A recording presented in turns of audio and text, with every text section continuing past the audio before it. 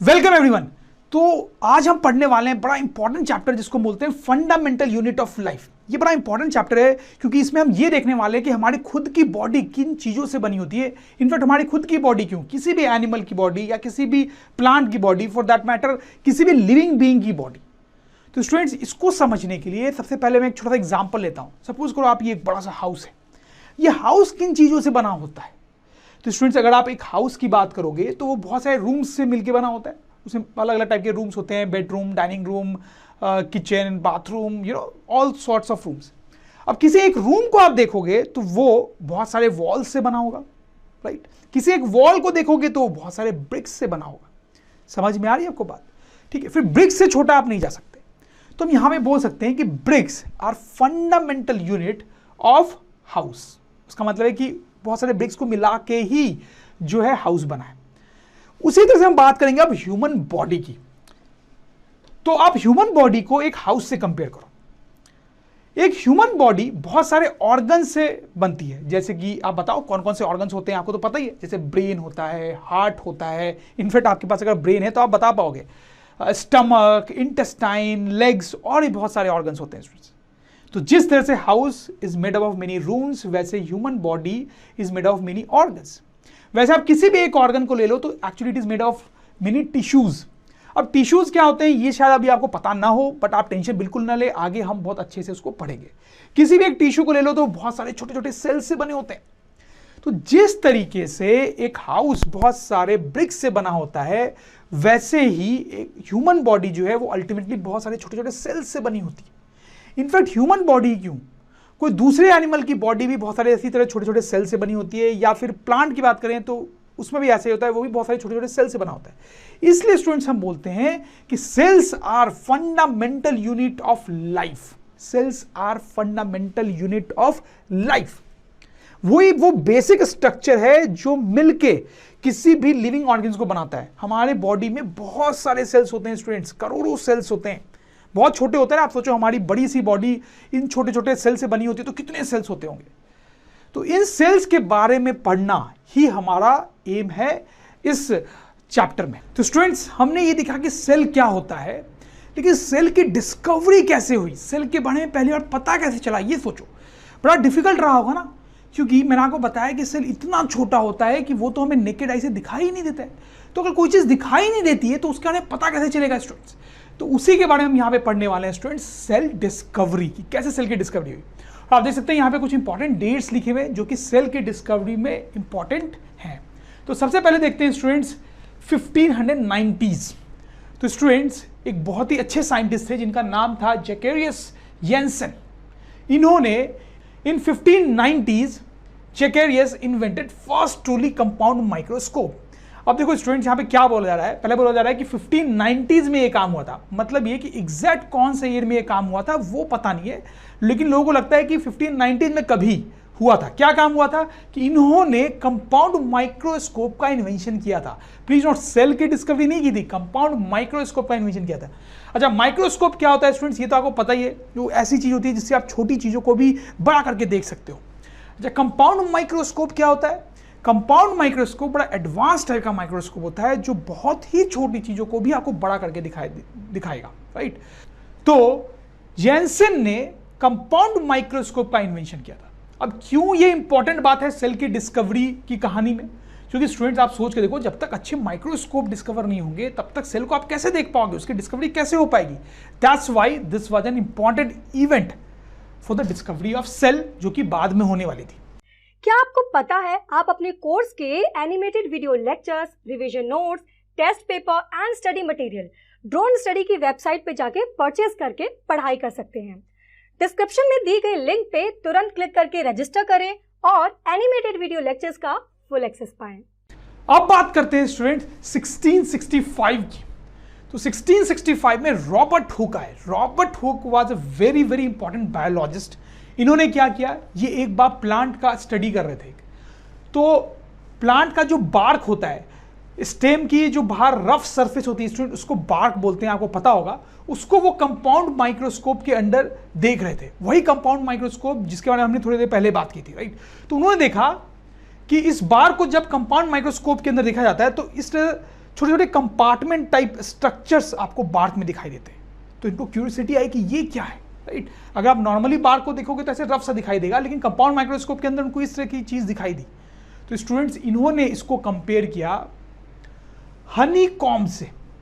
Honey com क्या होता है? तो स्टूडेंट्स आपको पता है ना बीज के बारे में, जो हनी कलेक्ट करती हैं, तो इस टाइप का वो स्ट्रक्चर बनाती है जिसमें वो हनी कलेक्ट करती हैं और उसको हनी कॉम बोलते हैं। उसमें भी इसी तरह के छोटे छोटे कंपार्टमेंट टाइप स्ट्रक्चर्स दिखाई देते हैं। तो रॉबर्ट हुक ने इस स्ट्रक्चर को इससे कंपेयर किया। उन्होंने बोला कि जैसे हनी कॉम का स्ट्रक्चर होता है ना, वैसा ही कुछ माइक्रोस्कोप के अंदर बार्क को देखने पे दिखाई देता है। उन्होंने ऐसा बोला। और स्टूडेंट्स, और ये जो कंपार्टमेंट टाइप स्ट्रक्चर्स आपको दिख रहे हैं, उनको उन्होंने सेल का नाम दिया, right. He named these compartments as cell. तो यहां पर हुई डिस्कवरी सेल की, स्टूडेंट्स, राइट। तो किसने सेल का डिस्कवरी किया स्टूडेंट्स? रॉबर्ट हुक ने, राइट। तो कैसे डिस्कवरी किया ये भी आपको समझ में आया कि वो बार्क को देख रहे थे कंपाउंड माइक्रोस्कोप के अंदर, तो उसमें कंपार्टमेंट्स दिखाई दिया। तो उनको समझ में आया कि इन छोटे छोटे कंपार्टमेंट से मिलके ही बार्क बना है प्लांट का, और इन कंपार्टमेंट्स को इन्होंने सेल का नाम दिया। और उनको ये समझ में आया कि bark is actually made up of many cells. समझ में आई बात स्टूडेंट्स आपको? अब आगे बढ़ते हैं। On this discovery he wrote a book named Micrographia. Students आप पढ़ भी सकते हो, बड़ी इंटरेस्टिंग बुक है, बट आपको इसे पढ़ने की जरूरत है नहीं। अब बात करते हैं स्टूडेंट्स 1838 में। तो इसके आगे 1838 में क्या हुआ?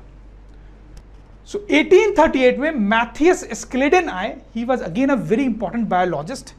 ये प्लांट्स वगैरह को बहुत स्टडी किया करते थे, और इन्होंने स्टडी करके ये बताया कि all plants are made up of cells. तो स्टूडेंट्स प्लीज ध्यान दें, रॉबर्ट हुक ने सेल की डिस्कवरी की थी। उन्होंने देखा था कि bark is actually made of many cells, लेकिन उन्होंने ये नहीं बोला था कि सारे प्लांट्स, सारे एनिमल्स जो है वो सेल के बने होते हैं, ऐसा नहीं बोला था उन्होंने। तो इन्होंने पहली बार ऐसा बोला कि जितने भी प्लांट्स होते हैं they are actually made up of cells. कब बोला? 1838। You must remember this. और फिर देखो एक साल बाद ही क्या हुआ, 1839 में ये दूसरे साइंटिस्ट आए जिनका नाम था थियोडर स्केविन, और इन्होंने बोला कि all animals are made of cells. समझ में बात? तो अब जाके कंफर्म हुआ कि जितने भी प्लांट्स और एनिमल्स होते हैं उनकी बॉडी पूरी तरह से सेल से ही बनी होती है स्टूडेंट्स। इसका क्या मतलब है? इसका मतलब है स्टूडेंट्स कि मेरी ये जो बॉडी आप देख रहे हैं इसमें कुछ नहीं है, सेल्स ही सेल्स हैं। अलग अलग टाइप के सेल्स हो सकते हैं, जैसा कि हम आगे पढ़ेंगे, लेकिन पूरे सेल्स के कॉम्बिनेशन से ही मेरी बॉडी बनी हुई है। जैसे मैं आपको बताऊं, अगर ये कोई भी ह्यूमन बींग है तो इसका बॉडी पूरा का पूरा बहुत छोटे छोटे छोटे छोटे छोटे सेल से बना हुआ है, जैसे कि आपको यहाँ पे दिखाया गया है, समथिंग लाइक दिस। कोई दूसरा एनिमल भी अगर हम ले लें तो उसकी भी पूरी बॉडी जो है वो बहुत सारे छोटे छोटे छोटे छोटे छोटे छोटे सेल से बनी हुई है स्टूडेंट्स। कोई प्लांट ले लें तो उसकी भी पूरी बॉडी, उसकी बॉडी का पूरा स्ट्रक्चर जो है बहुत सारे छोटे छोटे छोटे सेल से मिलके बना हुआ है। तो student this is a very very important point कि all plants and all animals are actually made up of many many small small cells. Fine. तो उसके बाद हम बात करेंगे स्टूडेंट्स 1855 की। 1855 में क्या हुआ? Virchow, he was another scientist, ये आया और इन्होंने कहा all cells come from pre existing cells. अब देखो इसका क्या मतलब है स्टूडेंट्स? देखो आपको तो पता ही है ना स्टूडेंट्स की जैसे हम ह्यूमन बींग्स कहाँ से आते हैं? दूसरे ह्यूमन बींग्स से ही आते हैं। जैसे अगर ये दोनों आपके पेरेंट्स हैं तो उनसे ही आपका जन्म होता है। तो इन्होंने बोला कि सेल्स के साथ भी ऐसा ही होता है कि नए सेल्स जो है पुराने सेल से ही बनते हैं। तो अगर कोई पुराना सेल होता है स्टूडेंट्स तो वही डिवाइड होके किसी ना किसी तरीके से नए सेल बनाता है। जैसे आपको यहाँ पे दिखाया गया कि एक सेल जो है वो डिवाइड हो जाता है और दो सेल बना लेता है। तो पहले एक सेल था, उसी से फाइनली दो सेल बने। इसको सेल डिवीजन बोलते हैं स्टूडेंट्स। कभी बाद में बहुत डिटेल में इसके बारे में बात करेंगे, बट अभी इंपॉर्टेंट बात यह है कि नए सेल्स जो हैं वो पुराने सेल से ही बनते हैं। जैसे इसको और अगर हम समझना चाहें स्टूडेंट्स तो आप सोचो कि एक छोटा बच्चा है, वही छोटा बच्चा बाद में बड़ा होता है स्टूडेंट्स। तो आप सोचो कि अगर बच्चा छोटा था तो उसकी बॉडी में कम नंबर ऑफ सेल्स रहे होंगे, और जब वो बड़ा हो गया तो उसकी बॉडी में ज़्यादा नंबर ऑफ सेल्स हुए होंगे। तो स्टूडेंट्स इसके बॉडी में ज़्यादा सेल्स कहाँ से आए? क्या बाहर से किसी ने उसके बॉडी में ज़्यादा सेल्स फेंक दिए, डाल दिए, जिससे उसकी बॉडी बड़ी हो गई? ऐसा बिल्कुल नहीं है स्टूडेंट्स। आपको समझ में आ रहा होगा कि क्या होता है कि इस बच्चे के बॉडी में कुछ सेल्स हैं, वही सेल्स डिवाइड होकर नए सेल्स बनाते हैं। जैसे जैसे बच्चा बड़ा होता है ना, वैसे वैसे वो डिवाइड होकर नए सेल्स बनाते जाते हैं।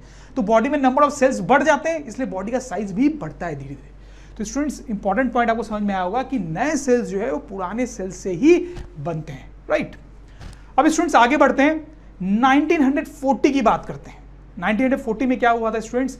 इलेक्ट्रॉन माइक्रोस्कोप का इन्वेंशन हुआ था। पहले हमने कंपाउंड माइक्रोस्कोप की इन्वेंशन की बात की थी, अब बात कर रहे हैं इलेक्ट्रॉन माइक्रोस्कोप की इन्वेंशन की। इलेक्ट्रॉन माइक्रोस्कोप बहुत ही एडवांस माइक्रोस्कोप होता है जो कि बहुत बहुत बहुत ही छोटी चीजों को भी आपको बड़ा करके दिखा सकता है।